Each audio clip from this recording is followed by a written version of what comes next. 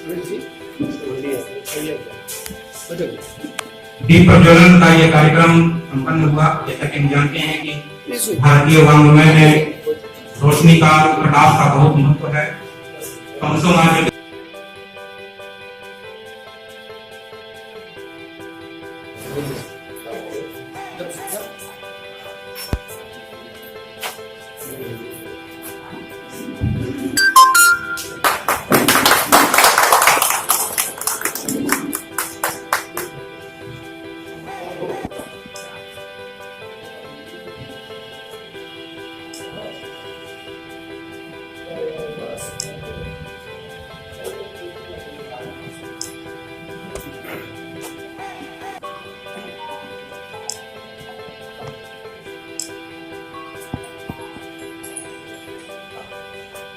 Let's go.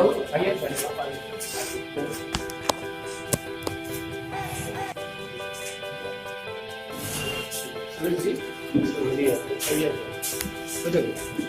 दीप प्रज्वलन का ये कार्यक्रम संपन्न हुआ। जैसा कि हम जानते हैं कि भारतीय वाङ्मय में रोशनी का, प्रकाश का बहुत महत्व है। तमसोमा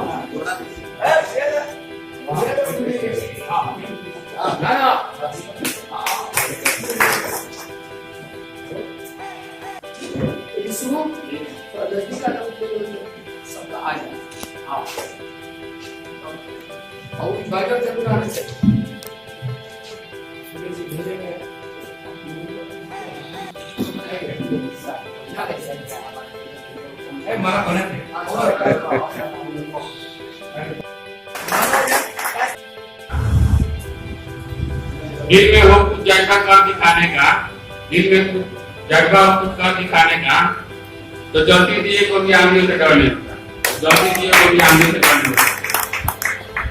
परम सम्मानीय मंच पर उपस्थित सभी महानुभावगण तथा सभा में उपस्थित धन्यवाद देता हूँ और रेणु जी को अपनी श्रद्धांजलि अपनी फिलहाल पेश करता हूँ। रेणु की जन्म शताब्दी को 21 से लेकर 2021 के बीच का जो 100 साल है, तो सरकारी तौर पर 2020 से ही शुरू किया गया था। लेकिन पिछले साल आप सबों को मालूम है कि कोरोना की त्रासदी ने उस पूरे साल को तरीके से हमसे छीन लिया और अब वो सारे कार्यक्रम हमने आगे बढ़ाया और पिछले 4 मार्च से पटना में बड़ा आयोजन हुआ और 21 से लेकर 22 तक हम इस जन्म शताब्दी के वर्ष को आयोजित कर रहे हैं।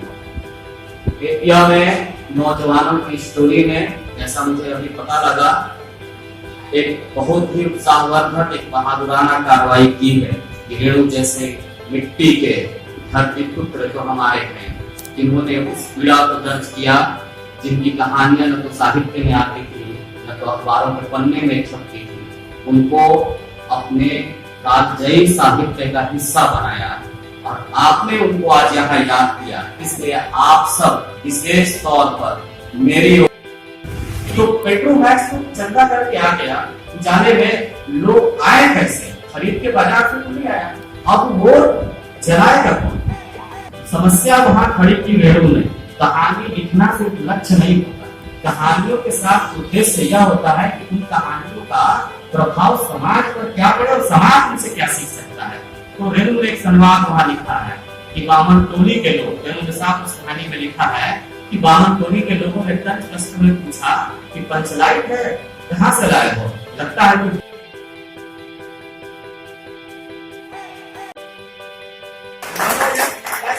धन्यवाद देता हूँ और रेणु जी को अपनी श्रद्धांजलि अपनी फिलहाल पेश करता हूँ। रेणु की जन्म शताब्दी को 21 से लेकर 2021 के बीच का जो 100 साल है, तो सरकारी तौर पर 2020 से ही शुरू किया गया था। लेकिन पिछले साल आप सबों को मालूम है कि कोरोना की त्रासदी ने उस पूरे साल को तरीके से हमसे छीन लिया और अब वो सारे कार्यक्रम हमने आगे बढ़ाया और पिछले 4 मार्च से पटना में बड़ा आयोजन हुआ और 21 से लेकर 22 तक हम इस अनुशताब्दी के वर्ष को आयोजित कर रहे हैं। बेतिया में नौजवानों की स्टोरी में, जैसा मुझे अभी पता लगा, एक बहुत ही उत्साहवर्धक, एक बहादुराना कार्रवाई की है। रेणु जैसे मिट्टी के धरती पुत्र जो हमारे हैं, जिन्होंने उस पीड़ा को दर्ज किया, जिनकी कहानियां न तो साहित्य में आती थी न तो अखबारों के पन्ने में छपती थी, उनको अपने कालजयी साहित्य का हिस्सा बनाया और आपने उनको आज यहाँ याद किया। इसलिए आप सब विशेष तौर पर मेरी फूल पिरो लेना और तन्हाई के जंगल में साथ किसी के हो लेना। जीवन के भागे में मुझसा कोई फूल पिरो लेना और तन्हाई के जंगल में तू साथ किसी के हो लेना। और पतझड़ के सूखे पत्तों का जब भी गीत सुनाएंगे, पतझड़ के सूखे पत्तों का जब भी गीत सुनाई दे, चुपके चुपके सबसे चुपकर शब्द जैसा रो लेना। पतझड़ के सूखे पत्तों का जब भी गीत सुनाई दे, चुपके चुपके चुपके सबसे चुपकर शब्द जैसा रो लेना। ये शेर कि तुमने किसको प्यार किया है और जीना क्यों दुश्वार किया है। तुमने किसको प्यार किया है और जीना क्यों दुश्वार किया है। और कहा किसने राह में अपनी भूमिका के बोलेगा। तुमने किसको प्यार किया है, जीना क्यों दुश्वार किया है। और कहा था किसने राह में अपनी भूमिका के बोलेगा। कहा था किसने राह में अपनी भूमिका के बोलेगा। और ये शेर कि तुम अपनी तस्कीन की खातिर कच्चे जज्बों के मौसम में, तुम अपनी तस्कीन की खातिर कच्चे जज्बों के मौसम में सावन की पहली बारिश में तुम अपनी तस्कीन की खातिर कच्चे जज्बों के मौसम में।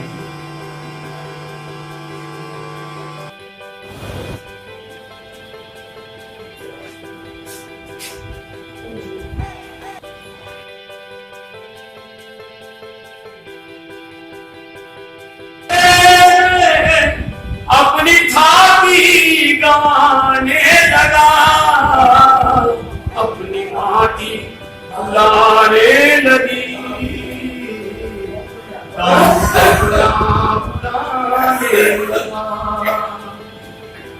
खेत पर डंडियां, फूल की मंडियां, मस्जिदों की अजान, शंख की घंटियां, मस्जिदों की अजान, शंख और घंटियां, छोड़ आया वही कुछ मिला ना कहीं। ना उगलियां यहाँ, ना तितलियां यहाँ, ना ही अमराई वो छाव दे दी थी जो, ना ही सुरभित हवा जैसे माँ की दुआ। छोड़कर फूल की डालियां, छोड़कर फूल की डालियां, फूल से घर सजाने लगा। अपनी माटी बुलाने लगी, दाग मेरा बुलाने लगा। ना ही ममता की छांव, ना ही उनके पुण्य पांव, ना शरद की चांदनी, ना ही छठ की रागिनी। देखिए प्रदेश कहना है कि ना ही ममता की छांव, ना ही उनके पुण्य पांव, ना शरद की चांदनी, ना ही छठ की रागिनी, ना वो गंगा स्नान, ना वो पूजा ना ध्यान, सब लगे है नियामन, मुंह चुराता है चांद। हर एक आंख लाल है, मुंह से भरा ताल है, मित्र है वो दवा, क्या करूं मैं बयां। सींचना था लहू से जिसे, उसमें मट्ठा पटाने लगा। सींचना था लहू से जिसे, उसमें मत्था पटाने लगा, अपनी माटी बुलाने लगी, काम मेरा बुलाने लगा। क्या क्या छूटा है कि छूटी प्यारी बेटियां, उनकी किलकारियां, झूठ के जीना लिखा, पशु पीना लिखा, नालू गाई कसम लगे जीवन बदरन, कुछ बचा ही नहीं, कुछ रचा ही नहीं, लेके जाऊंगा क्या, मुंह दिखाऊंगा क्या, यहाँ दांव पर है दांव, एक एक पर का नाम, क्या मिला है और खोया हूँ क्या, क्या मिला है और खोया हूँ क्या, वक्त आईना दिखाने लगा, क्या मिला है और खोया हूँ क्या, वक्त आईना दिखाने लगा, अपनी माटी बुलाने लगी, काम मेरा बुलाने लगा।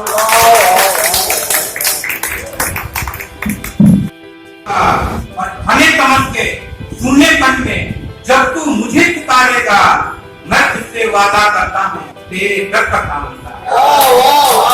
मैं सूरज हूँ ऊर्जा बनकर मैं छुप जाऊंगा। अंतर है मेहनत को भगवान बनाकर श्वेत सुमन का अर्घ चढ़ाकर, मेहनत को भगवान बनाकर श्वेत सुमन का अर्घ चढ़ाकर, अभी खेतों को नवजीवन देते ऋतुओं से जो आंख मिलाकर, मेहनत को भगवान बनाकर श्वेत सुमन का अर्घ चढ़ाकर, खेतों को नवजीवन देते ऋतुओं से जो आंख मिलाकर, उनकी फसलों के दानों में हरियाली बिखराऊंगा, उनकी फसलों के दानों में हरियाली बिखराऊंगा, और निर्धन की खाली थाली में रोटी दाल बजाऊंगा। मैं सूरज हूँ जाऊंगा, धरती के टूटे अधरों पर आभा नहीं दिखाऊंगा। ये अंतर है कि मन अंदर से टूट गया तो कहीं जो पीछे छूट गया, मन अंदर से टूट गया तो कहीं जो पीछे छूट गया तो, और बोझिल रातों में आंखों से सपन सलोना टूट गया, मन अंदर से टूट गया तो कहीं जो पीछे छूट गया तो, और बोझिल रातों में आंखों से सपन सलोना टूट गया तो, आशाओं का बादल बनकर अमृत रस बरसाऊंगा, आशाओं का बादल बनकर अमृत रस बरसाऊंगा, और सुनी आंखों के आंगन में गिरवा नया उगाऊंगा। मैं पर मैं छुप जाऊंगा, धरती के सूखे रत्नों पर आभा नहीं दिखाऊंगा। तीन ममता के गुजरा बचपन, उलझन में था उलझा यौवन, तीन ममता के गुजरा बचपन, उलझन में था उलझा यौवन, और संध्या कब चुपके से आए समझ नहीं पाया मानव। तीन ममता के गुजरा बचपन, उलझन में था उलझा यौवन, संध्या कब चुपके से आए समझ नहीं पाया मानो मन। टूट रही सांसों के पथ में प्राण पवन सरसाऊंगा, टूट रही सांसों के पथ में प्राण पवन सरसाऊंगा, और जो जीवन से हार चुके हैं उनको जीत दिलाऊंगा। मैं छुप जाऊंगा, धरती के सूखे अग्रों पर आभा नहीं दिखाऊंगा। आखिरी बंदे कि भले ही दिन भर चलना होगा, ढलते चलते चलते ढलना होगा, भले ही दिन भर चलना होगा, चलते चलते ढलना होगा, तो सारा जीवन परमार्थ में तपना होगा, जलना। भले ही दिन भर चलना होगा, चलते चलते ढलना होगा, सारा जीवन परमार्थ में तपना होगा, जलना होगा। देने में ही सुख मिलता है, इसकी रीत निभाऊंगा, देने में ही सुख मिलता है, इसकी रीत निभाऊंगा, और जब तक यह संसार रहेगा सृजन गीत सुनाऊंगा। मैं बनकर मैं छुप जाऊंगा, धरती के घरों पर आभा नहीं बिछाऊंगा, मैं सूरज को ऊर्जा बनकर कड़कड़ के छुप जाऊंगा। बहुत बहुत धन्यवाद। आइए अपनी छाती गंवाने लगा, अपनी माटी भुलाने लगी,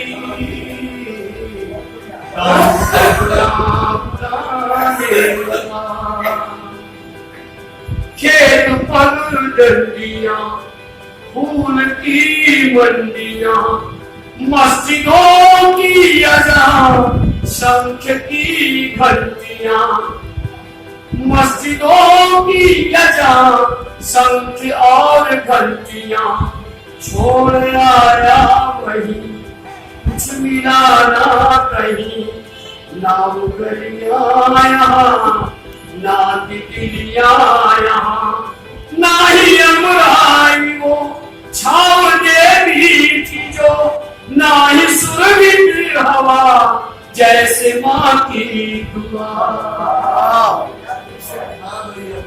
छोड़कर फूल की डालियां, छोड़कर फूल की डालियां, फूल से घर सजाने लगा, अपनी माटी बुलाने लगी, गाँव मेरा बुलाने लगा। ना ही ममता की छांव, ना ही उनके पुण्य पांव, ना शरद की चांदनी, ना ही छठ की रानी। लेकिन प्रदेश कहना है कि ना ही ममता की छांव, ना ही उनके पुण्य पांव, ना शरद की चांदनी, ना ही छठ की रानी, ना वो गंगा स्नान, ना वो पूजा ना ध्यान, सब लगे हरियामान, मुंह चुराता है चांद, हर एक आंख लाल है, मुंह से भरा ताल है, मित्र है वो दवा, क्या करूं मैं बयां, सींचना था लहू से जिसे, उसमें मट्ठा पटाने लगा, सींचना था लहू से जिसे,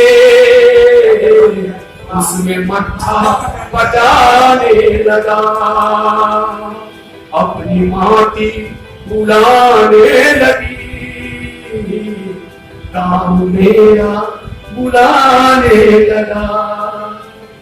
क्या क्या सुनता है कि छुटी प्यारी बेटियां, उनकी किलकारियां, घुट के जीना लिखा, पशु पीना लिखा, नालुगाई कसम लगे जीवन बदरन, कुछ बचा ही नहीं, कुछ रचा ही नहीं, लेके जाऊंगा क्या, मुंह दिखाऊंगा क्या, यहाँ दांव पर है दांव, एक एक पर का नाम, क्या मिला है और खोया हूँ क्या,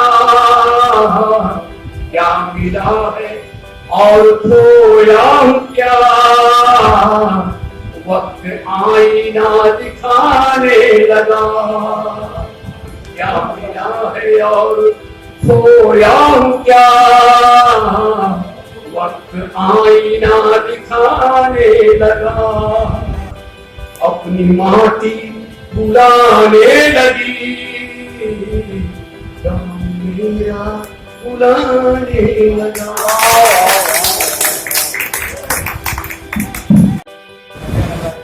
क्या क्या नजर हो गए, आमद हुई हुजूर की, क्या क्या नजर हो गए, कुछ पिछड़ा जल थे रोशन सितारे हो गए, जितने चिराग जल उठे, रोशन सितारे हो गए, और उनसे मिले तो यूं लगा उनका ही इंतजार था। वाह वाह वाह वाह। उनसे मिले तो यूं लगा उनका ही इंतजार था।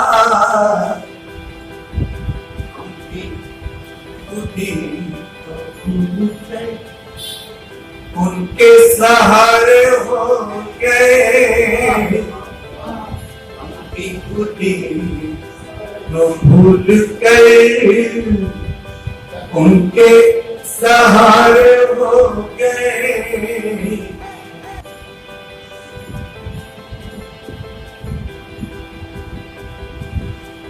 हम भी खुद तो भूल गए, उनके सहारे हो गए। कल ही की बात है जना, आते न थे निकाब को।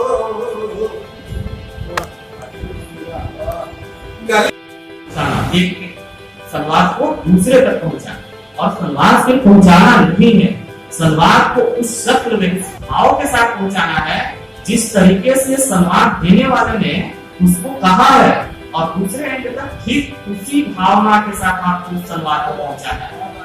और यही सनवदिया की खासियत थी। सनवदिया उन भावनाओं को आत्मसात करता था। प्रेमचंद की बात कर रहे थे सुरेश भैया। प्रेमचंद ने कहा है लेखक क्या करता है, लेखक पात्रों के अंदर परकाया प्रवेश करता है। ये दूसरों के शरीर में जो पात्र करता है, दरअसल लेखक को खुद ही नहीं होता, लेकिन जब वो पात्र बनता है तो उन पात्रों के शरीर में प्रवेश करता है, उसकी भावनाओं को निकाल लाता है। जैसे कहते हैं ना समुद्र से मंथन कर देना, तो पात्र को वो मंथित करता है, मथता है। तो सनवदिया भी एक तरीके से उन संवादों को अपने अंदर जज्ब करता है, आत्मसात करता है। जिसको देना होता है जाकर देता है, और तब जाकर तो उसके एवज में उसको भाड़े का खर्च या उसके लिए जो भी ऑनरेरियम कर लीजिए, उसका मेहनताना कर लीजिए, वो उसको मिला करता है। ये थी व्यवस्था। और हर गांव में लगभग 1 या 2 या 3 सनवदिया हुआ करते थे। और ये बड़ा मतलब काम चलाऊ काम नहीं था, बहुत गंभीर काम था उस जमाने का। आप इसको आज ड्रामेटिकली कहते हैं ना नाटकीयता, तो आज आपको लग सकता है कि सनवदिया का काम नाटकीय काम होगा, लेकिन वो नाटकीय काम नहीं था। अब हरगोविंद नाम का सनवदिया है, बड़की बहुरिया की बात है उस कहानी में, जो बड़ी हवेली में रहती है, और उसका संवाद लेके जाना है। और संवाद क्या ले जाना है कि बड़की बहुरिया बहुत ही दुर्दशा में है, उसके खाने के लाले पड़े हुए हैं, बड़ी बकरी टूट रही है। दुर्दशा की ये स्थिति है कि वो पूछती है कि माँ से मेरे कहना कि मैं किसके लिए इतना सहूं, माँ मुझे बताना कि मैं किसके लिए इतना सहूं। और हरगोविंद जाता है, पूरे रास्ते वो पूछता रहता है कि आखिर मैं इस चीज को कैसे वहां कहूंगा, इससे तो मेरे गांव की बदनामी होगी, और मेरे लिए इससे घूम मरने की बात क्या होगी, और कह नहीं पाता है। और आखिरी में वो सोचता है, जाता भी है, बिना कहे वापस लौट आता है। इस कहानी में रेणु दरअसल हमारे और आपके लिए क्या, मैं विज्ञान की बात कर रहा था। विज्ञान आपको फैक्ट्स, तथ्य, आपको पेशेवर बनाता है, प्रोफेशनल बनाता है, आपको नौकरियां, कैरियर देता है, आपके लिए पैसे का जुगाड़ करता है। लेकिन रेणु की जब सनवदिया आप पढ़ेंगे तो विज्ञान के अंदर जो साहित्य में मिलता है, विज्ञान से बाहर जो साहित्य में मिलता है, भावना, संवेदना, सनवदिया प्रोफेशनल एटीट्यूड के कसौटी पर फेलियर करता है, क्योंकि वो अपना काम पूरा नहीं करता। लेकिन जब ह्यूमैनिटी के वैल्यूज पर आप सनवदिया को तोलते हैं, तो वो दरअसल हमारी विरासत को, हमारी धरोहर को, हमारे मूल्यों को बचा लेता है। और यही समझ कहानी का हमारे साथ कि सनवदिया को हम किस तरीके से याद करें, जब आज हमारी तमाम युवा पीढ़ी भौतिकता के चक्कर हो गया देखते मेरा हो गया देखते देखते। ऐसे आपके दिल में उल्फत हमारे लिए, आपके दिल में उल्फत हमारे लिए, आपके दिल में उल्फत मोहब्बत हमारे लिए, आपके दिल में उल्फत हमारे लिए। मुजज़ा हो गया देखते देखते, मुजज़ा हो गया देखते देखते, जाने क्या हो गया देखते देखते। ऐसे जिसको पत्थर से हमने बनाया सनम, जिनको पत्थर से हमने बनाया सनम, वो खुदा हो गया देखते देखते, जाने क्या हो गया देखते देखते। क्योंकि रेणु ने यह बात पंचलाइट 1956 की कहानी है। आज 2021 में है, आप 65 साल का वक्त बीत रहा है, लेकिन दिन भर जो आप जिंदगी जीते हैं, तमाम लोगों से तो मिलते हैं, जरा मूल्यांकन कीजिएगा कि क्या उस सोच या उस मानसिकता में, उस आइडियोलॉजी में फर्क आया है, और आया है तो कितना आया है, और आपको कितना लड़ना है। तो इस कहानी को ऐसे देखिए। फिर उसी पंचलाइट कहानी में एक मुंडरी है और गोधन है। अब समस्या ये आई कि जलाएगा कौन? जलाने के लिए अब उस समाज में कोई है नहीं जो जला पाए। उस जाति के लोग कोई जलाने वाले जानते नहीं कि जलेगा कैसे। बाहर के जाति वालों को बुलाएंगे तो बदनामी होगी कि ये तो इतने अनपढ़ है, इतने ये अविकसित लोग हैं जिनको जलाने नहीं आ रहा है। अब उस समाज में एक लड़का है गोधन, और गोधन को जलाने आता है, और गोधन का प्रेम है एक लड़की से जिसका नाम है मुंडरी, और उसको समाज में चूंकि प्रेम वर्जित है विषय आज भी है, उस जमाने में तो उसको समाज से बाहर कर दिया गया। और वो लड़की बार बार उस समाज देख रही है कि जलाने में लोग परेशान है, उसको पता है कि गोधन को जलाने आता है, लेकिन बोले कैसे लोगों को। वो अपनी मौसी से बोलती है, काफी मौसी है उस कहानी में, उसको बोलती है, और अंततः किसी तरीके से बात पंचों तक जाती है। पंच बहुत विस्मित रहते हैं, बहुत उसके विचार को आज में कोई चारा नहीं पाते, वह निर्णय करते हैं कि ठीक है बुलाया जाए। और गोधन आता है, लाइट जलता है, पेट्रोमैक्स की रोशनी से पूरा समाज एक तरह से गिरा, खुशियां उमड़ पड़ती है वहाँ। और वहाँ रेणु में आखिरी में लिखा है कि वो गाना गाया करता था, सलीमा वाला गाना, जिसको कि पंचों ने इसी करके उसको जाति का स्क्रिप्ट किया था। तो पंचों ने न सिर्फ उसको मुंडरी के साथ रहने की स्वीकृति दी, बल्कि उसको गाना गाने की भी स्वीकृति दी। तो रेणु इससे यह बताना चाह रहे हैं कि प्रेम हमेशा वर्जित करने की जो परंपरा है, उससे हम बहुत सारी चीजों को भी अपने साथ से दूर करते हैं, और प्रेम आपको बहुत सी चीजों से जोड़ता है, आगे की ओर भी ले जाता है, रोशनी भी है। तो रेणु बंधे हुए नहीं थे किसी दायरे में। वो हम कहते हैं कि प्रगतिशीलता का जो मूल्य है वो अपने से शुरू होना चाहिए। आप अपने समाज से उस प्रगतिशील मूल्य को बढ़ावा दीजिए। पंचलाइट सिर्फ पंचलाइट नहीं है, उसमें कई सारे मूल्य हैं जो नए बदलते हुए समाज की भी सूचना देता है, नए व्यक्तियों के मन में पनप रहे विचारों को अपनाने के लिए भी बड़े बुजुर्गों से आग्रह करता है यह। और अब आइए मैं एक कहानी का और जिक्र करूंगा, फिर अब बात करूंगा उनके रिपोर्टाजों के। उनकी एक बहुत महत्वपूर्ण कहानी है रसूल मिस्त्री। रसूल मिस्त्री कहानी का जिक्र इसलिए करूंगा कि आप रसूल का नाम आप जानते हैं, मुसलमान जो हैं तमाम लोग, या मैं, रसूल का नाम प्रॉफिट से जुड़ा हुआ है, हमको हम रसूल बोलते हैं। और क्या ये मुझे लगता है बार बार कि रेणु से मेरी मुलाकात नहीं हुई, मुलाकात होती तो मैं पूछता कि उन्होंने इसका शीर्षक क्यों रसूल मिस्त्री रखा, क्या कोई इत्तेफाक था या फिर नेचुरल था। रसूल मिस्त्री में उन्होंने मिस्त्री का कैरेक्टर दिखाया। शहर में ऐसे कई मिस्त्री हो सकते हैं, अलग अलग नामों के होंगे। वो मिस्त्री ऐसा है कि बदलते हुए शहर में शहरों की बहुत तस्वीर बदल गई, तरक्की हो गई है, राम रोगन हो गए हैं, बड़े बड़े शोरूम खुल गए हैं, लेकिन उस छोटे से शहर में, उस शहर का फारबिसगंज है, उस शहर में रसूल मिस्त्री की दुकान में कोई तब्दीली नहीं है, कोई बदलाव नहीं हुआ है। वो मिस्त्री मरम्मती का काम करता है, गैस स्टोव बनाता है, रेडियो बनाता है, कंप्यूटर बनाता है, साइकिल फर्नीचर के वो बना लेता है, मतलब आप कह लीजिए ऑलराउंडर रिपेयरिंग का काम करता है। और उसी के साथ उसकी जिंदगी चलती है, उसके बेटे और उसके पोते बीवी सब कुछ। लेकिन वो सिर्फ यही नहीं करता, वो करता क्या है, वो दुकान चलाता है। उसमें रेणु ने लिखा कि एक दिन वो रसूल मिस्त्री के पास गए अपना काम कराने के लिए, तो एक ग्वालिन उसके पास आई और ग्वालिन ने कहा कि कोई बाबू साहब ने उनके साथ बदमाशी की है, उसके साथ छेड़खानी की है, और जब मैंने इसका प्रतिवाद किया है तो उसके घर वाले उल्टा मुझे ही कुलक्षणी कर रहे हैं। रसूल मिस्त्री ने अपना काम छोड़ दिया और उसके साथ बोले, उसके साथ गए और उस ग्वालिन के लिए उन्होंने लड़ाई की और उसके मान सम्मान को अपनी बेटी की तरह समझा और उसने की मेरी बेटी की तरह है, काम बाद में होता रहेगा दुकान। दूसरा एक प्रसंग रेणु ने दिखाया उसी कहानी में कि एक स्टोव लेके गया है लेखक, रेणु जी खुद है, कि स्टोव बनाने के लिए, और तभी कोई रेणु की दुकान पे आ जाता है कि उस जमाने में बहुत गरीबी थी और सरकार की तरफ से कपड़े बना करते थे, और आज आपका पीडीएस का पूरा सिस्टम है उस तरीके से, लेकिन वो मिल नहीं रहा। तो आया बोले के रसूल चाचा तो नीचे का हमारा दिमाग अमीरत नहीं है, ये किस तरह से बोलती है। रसूल मियां सारा काम नाम छोड़कर दुकान से निकल गए। रेणु ने कहा कि आप कहाँ जा रहे हैं, मैंने अपना स्टोव किया, कब बनाएंगे? तो बोले कि मैं आ रहा हूँ, आने के बाद बनाऊंगा। रेणु को गुस्सा आ गया, ये क्या बात होगी? जैसे आमतौर पर गुस्सा आएगा किसी को भी, ये क्या बात होगी? उन्होंने कहा ऐसा है कि ज्यादा दिक्कत हो तो तुम अपना सामान ले जाओ, काम होता रहेगा बाद में, पहले इसका हम काम कराएंगे। तो रेणु कह रहे हैं कि दरअसल पेशेवर होना यह आपकी एक नितांत तात्कालिक या निजी जरूरत हो सकती है, लेकिन सामाजिक होना एक अवश्यभावी और हमेशा की जरूरत होनी चाहिए।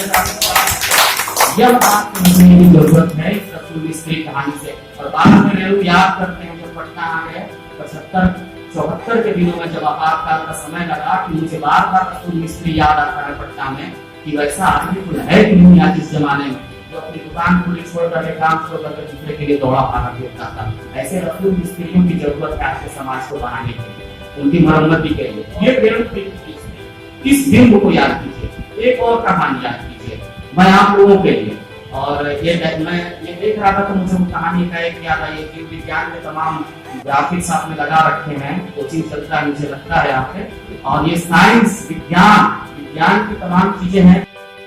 एक संवाद को दूसरे तक पहुंचाना, और संवाद सिर्फ पहुंचाना नहीं है, संवाद को उस शक्ल में भाव के साथ पहुंचाना है जिस तरीके से संवाद देने वाले ने उसको कहा है, और दूसरे एंड तक ठीक उसी भावना के साथ आपको उस संवाद को पहुंचाना है।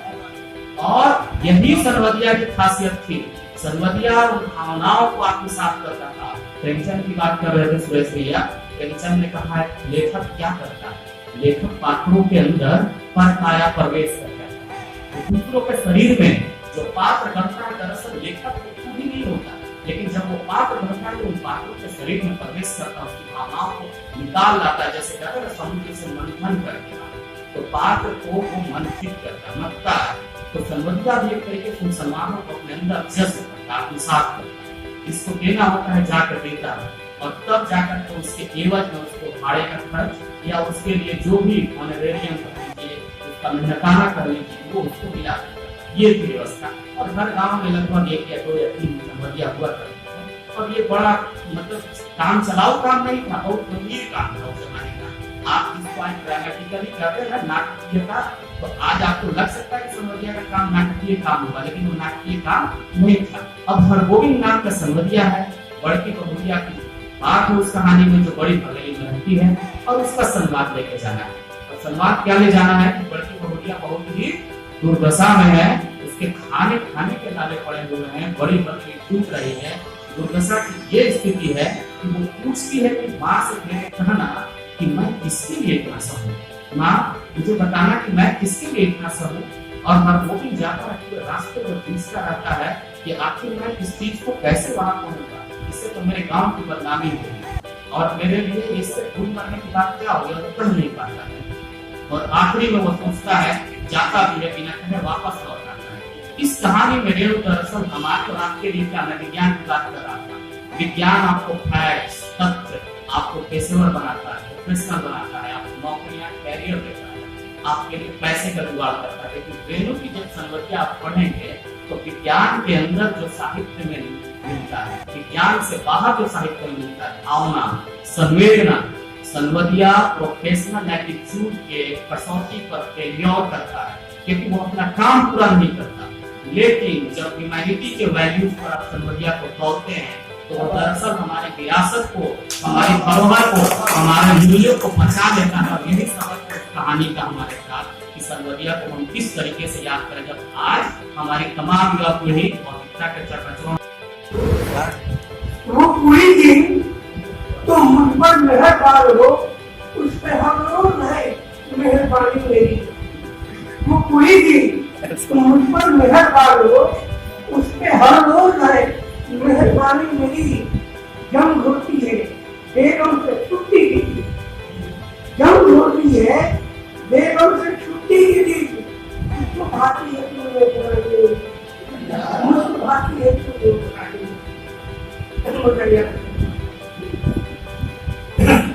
चौथी शादी 60 बरस पर हुई। चौथी शादी 60 बरस पर बढ़िया है। जो से जवानी अल्लाह अकबर बढ़िया। चौथी शादी 60 बरस पर बढ़िया है। जो से जवानी अल्लाह अकबर बढ़िया है। और लिखे कि 8 वर्ष का जेल अभिमन्यु रखता है। 8 वर्ष का जेल अनुभव रखता है। 8 वर्ष का जेल